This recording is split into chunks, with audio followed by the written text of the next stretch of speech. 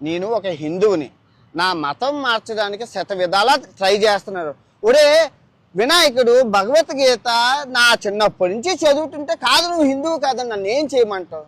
రామాయణం చెప్పాను, మహాభారతం చెప్పాను, గుళ్ళు చూపించాను, అయినా నువ్వు హిందువు కాదంటే నన్ను ఏం చేయమంటావు? మీ ఉల్లిపాయల కోసం టమాటాల కోసం నా మతం మార్చడానికి ట్రై చేయండి. ఇదిగో మార్క్ మై ఓట్స్, 4 మీద మచ్చలు ఉన్నాయి. 2026 ఎవరైతే అలా చేస్తున్నారో ఆడికి కర్మతో పాటు అష్ట దరిద్రాలతో పాటు హాస్పిటల్ బెడ్ మీద ఉంటారు. Mark my oats.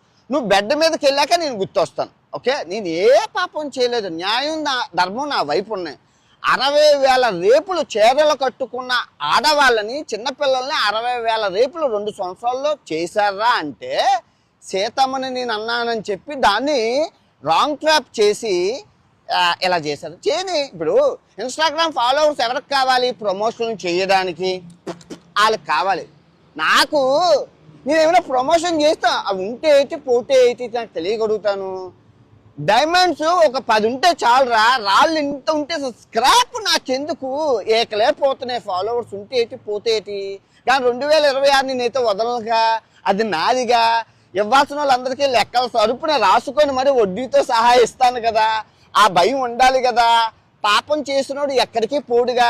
ఒకళ్ళు నేను పాపం చేస్తే ఈరోజు రాత్రికి చచ్చిపోతాను రక్తం కొట్టుకొని, లేదంటే కనుక మీకు ఏ యాక్సిడెంట్ ఏ తలపగలో ఏదో అవుతుంది. మరి ఇంకా అబద్ధం ఆడుతున్నారు కదా, మరి మీరు అబద్ధం ఆడుతున్నారు కదా, ఆడుతున్నారా లేదా? ఫుల్ వీడియో యూట్యూబ్లో పెట్టాను. చిన్న వీడియోలో చెప్పడం అవ్వదు, ఫుల్ వీడియో యూట్యూబ్లో పెట్టాను, చూడండి. తప్పు నాది అయితే మీరు శిక్షించండి. ఓకే, అర్థమవుతుంది కదా.